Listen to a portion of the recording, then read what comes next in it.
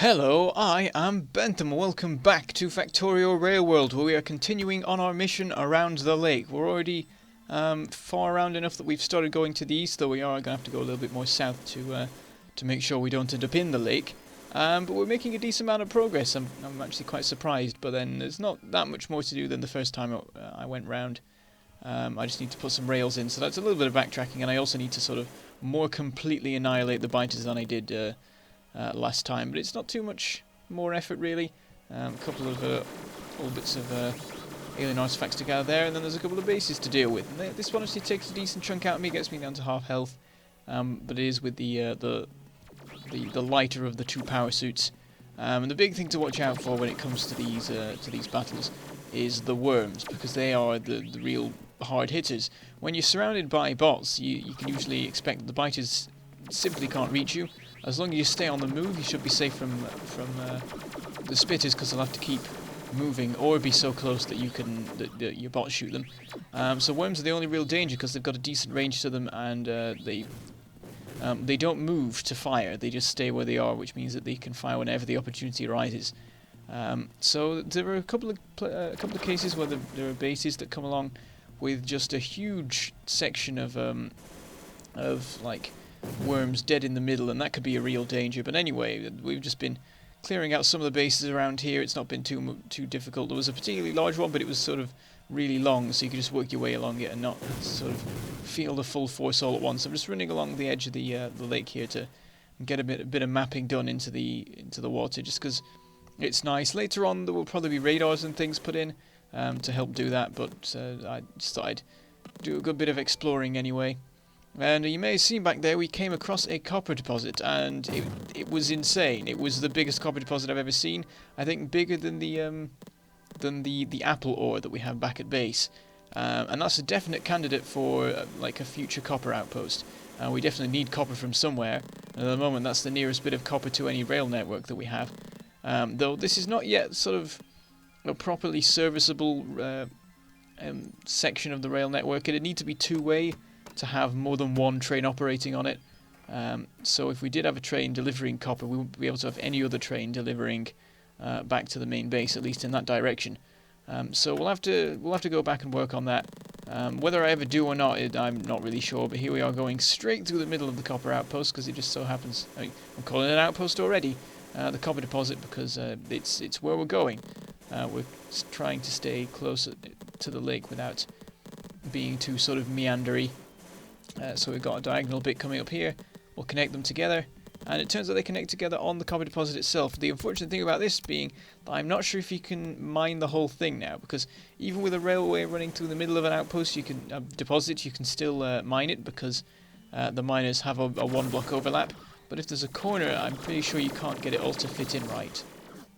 Though I doubt we'll ever mine the entirety of that thing. I don't know if we will ever even set up the mining drills. When we get to the end of this journey, I'm not sure what I will do exactly. I do want to, like this what we're doing right now is sort of the first pass, where we're just putting in the railway itself. And my current thinking is that when I get to the midpoint, on the other side of the lake, probably about where I put that radar, all those episodes ago, that is probably the point where I will build a big station on the opposite end. And then I'll work back and sort of flesh out the systems that we currently have set up over here. Anyway, I've just put a station in to try and get the train to come along, but it's not, because we didn't set it to run. So we hop on board, set it to run, then it takes us over to the station. We can just leave it there for now, and I resupply because we actually need it. I need some more, what do you call them? Some more destroyer robots. I also grabbed some grenades, slowdown capsules, and poison capsules. The reason for this is that there is a base coming up which is very formidable looking, and I approached it, decided that I didn't have enough spare destroyer capsules handy, so I decided to go back and resupply first. I also grabbed a couple of trains, because it's a good idea to have those handy. If the megatrain ever gets blown up, it means that we have some form of transport to get home, and stuff like that. So here it is, the big base. Quite terrifying, a lot of spitter spawners, a lot of worms and things. So we've got 50 bots on our side. We've employed the poison capsules to try and deal with some of the biters, so we can focus on the spawners and the worms.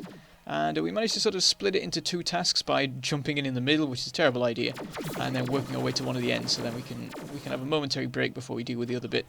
And it improves our chances of survival, though I don't think the bases are quite at a size yet where it's a real major threat.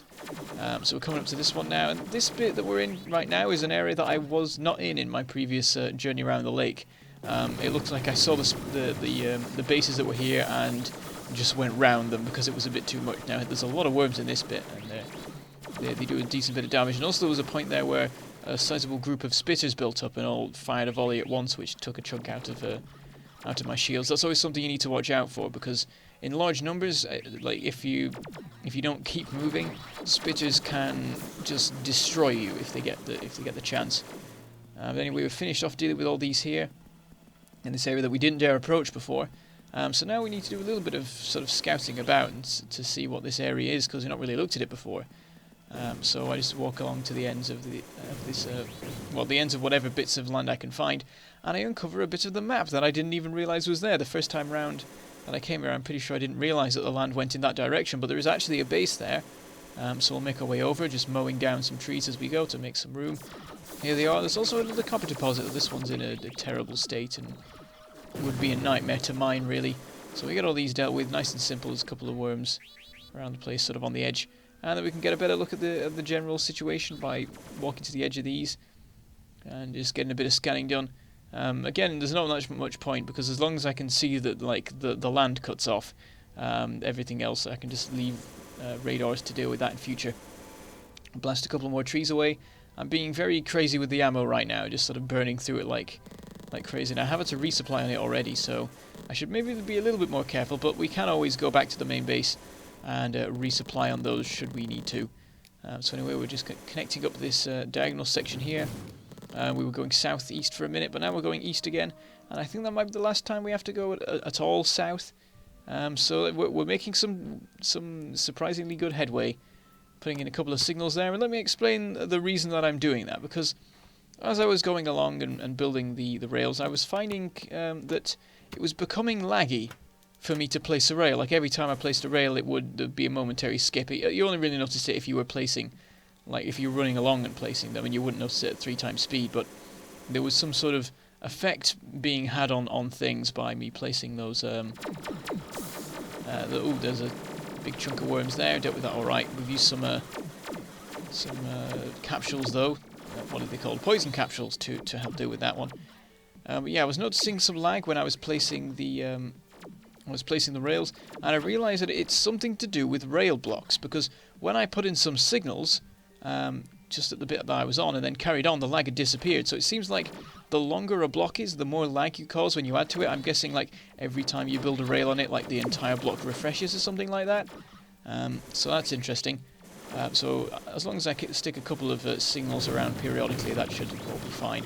But it does raise an interesting question of what would happen if I didn't put a single signal in on the entire grid, and then like built the entire thing. What sort of lag would we be having by the end of it? And I'm also interested to see what happens when I complete the loop, because I seem to remember that you do get like little lag spikes when you complete larger loops of rails and things, because things have to update and work out new situations.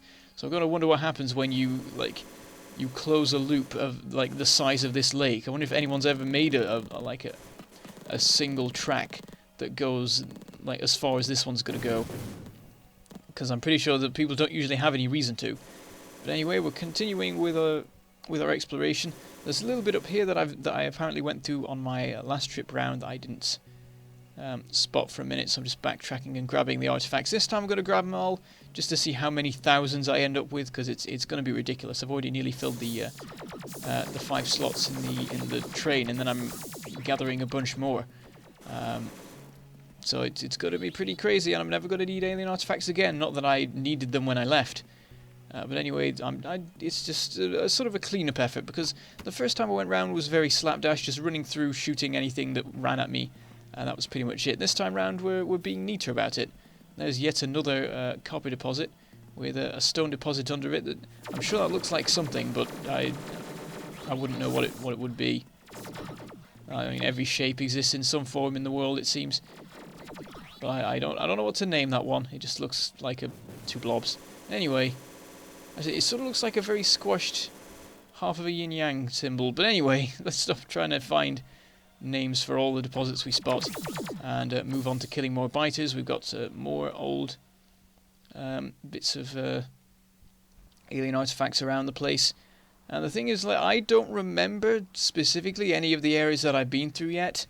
And it's because it's been absolutely ages now since I actually did War for the Lake, because I've been doing one episode a week since then, and it's been, I don't even know, like 15 episodes since, so that would make like 3 to 4 months since I actually did this, and I've completely forgotten now sort of everything that transpired. So it's sort of like following in the footsteps of a previous explorer, though.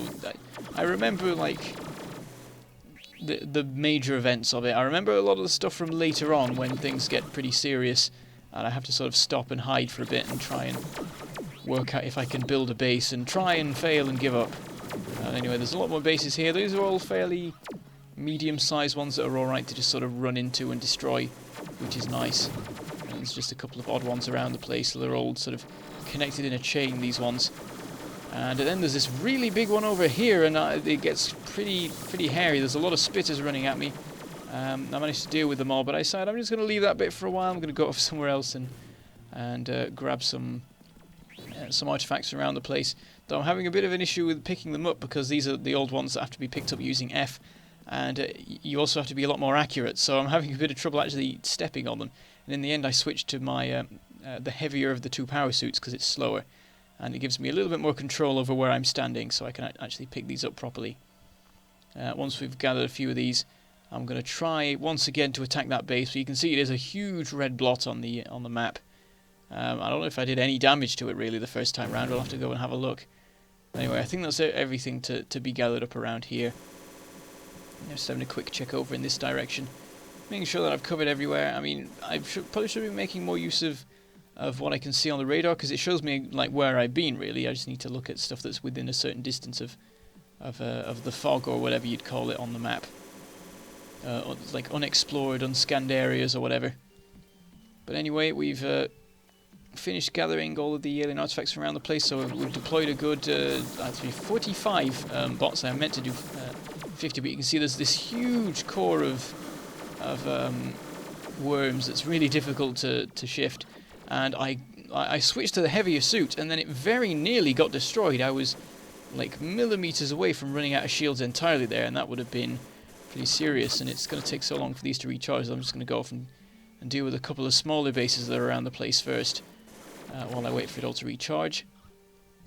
So there we go. With one suit, switch to the other one. This one charges quicker because there's less shields to it.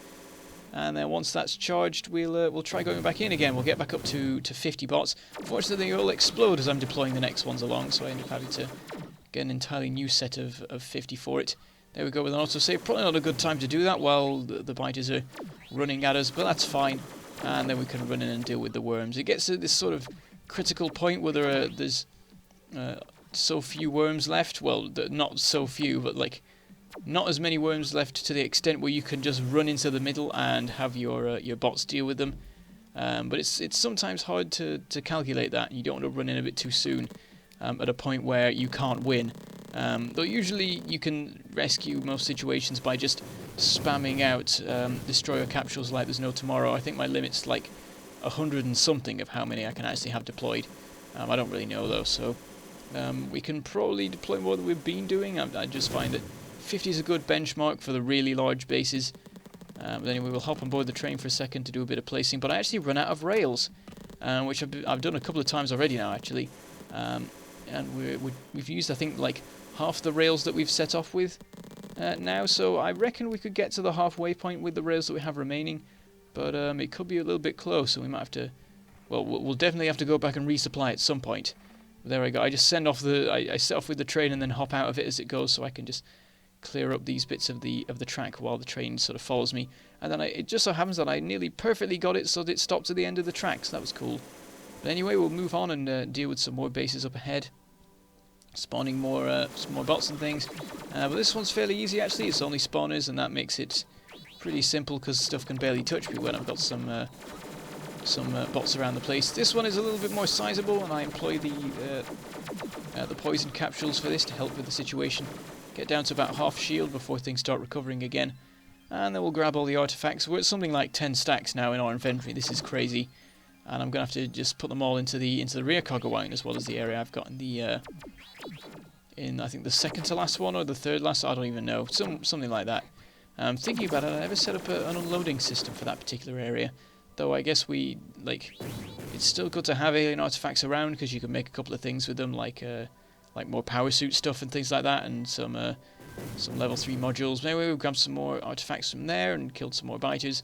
I think there was a weird mix in that particular area of old and new artifacts. Like they built the base exactly on the spot of an old base, which makes you wonder actually with the sort of the way the lifetimes of biters work. They definitely seem to have shorter life cycles because of how quickly they can spawn. It may be that for them many generations have passed since I last walked through the area, and they may have legends of me about the armoured being who came through and destroyed everything, but they returned and rose again and built a new civilization. And then what happened there was I just went in and destroyed them all again. So sorry to them, all their ancient lore is annihilated. But it is recorded in the annals of these videos, or whatever you'd call it. Wow, that's a lot of worms. There's just this crazy, like, super dense ball of them in the middle of it. Far too many big worms as well. But I managed to sort of work through them. Luckily there weren't that many spawners in this one, so I could sort of focus on the worms a bit more. All the spawners were sort of on this little spur of the base going northwards, so that wasn't too much of a problem. But it is thanks to me having like 50 bots on me, and they've been reduced to 25, possibly less. I may have resupplied. But yeah, a lot of bots are sacrificed to keep me alive in these battles. Anyway, we'll make our way back and continue with putting in the rails here. We've marked out a straight bit, so you can put in a little bit there. I just put in some signals because we were having some lag issues again. But yeah, we can make these 2 points meet, which is a lot of how I make it work, because I want to sort of pass by certain points of the lake at times. Now this particular point up here is one where I'm actually going between two bits of water. I've actually overshot here quite significantly with the rails there, so I have to clear some away. But so far I've been going around all the bits of water that I see for this particular one. It was a tiny little blob, so I just went through it. Which I don't know, it'll look nice when you're riding on the train going between two little ponds and stuff. I don't know how sort of cool it will be to sort of watch things as you go along the train journey. I mean, I imagine it'll get fairly boring with the long distance that you have to travel there. That particular base there had a lot of spitters in it, but not much else, so I didn't go in with many spawners there, and I mean many destroyers, and it was actually a bit dangerous at one point. This one I was more prepared for. There's also some old artifacts here to gather as well, which shows that this is where I was before. It looks like I was hugging the water fairly well at this particular patch of it, because I've not scanned very far inland. But yes, more bases, more killing. There is much of this, of course. For some reason, all of the worms on this one were sort of in their own section north of the rest of the base. But that's fine by me. It means I can deal with them with the one by one, which is a tactic I like to use normally anyway. Checking the map there and looking around, all of our bots blow up. And we'll continue extending our track along. And sort of work out where we'll go from here. There'll probably be a turn to the right soon, which will be a first, I believe. Because the lake is starting to go inwards now in the sort of weird bone shape that it has. Some more artifacts to gather here, some more little ones here. Here was me in the past, or whatever. And what did I get distracted by there? I spotted something. Oh, but suddenly the destruction alarm, and I think it's the train, but I find out it's much worse. It's back at home, in the middle of the circuit outpost. They're just tearing the whole thing apart, so we need to get back there right now. I can't believe I didn't put any guns around that outpost. That was pretty stupid of me, but right now I'm just running as fast as my exoskeleton legs can take me back towards the train to see if I can get home in time to stop them. They may just blow up the whole thing and build a base there for the time it's going to take, but we hop on board the train. We don't have time to turn the thing around, which is my original plan, so we can park it properly.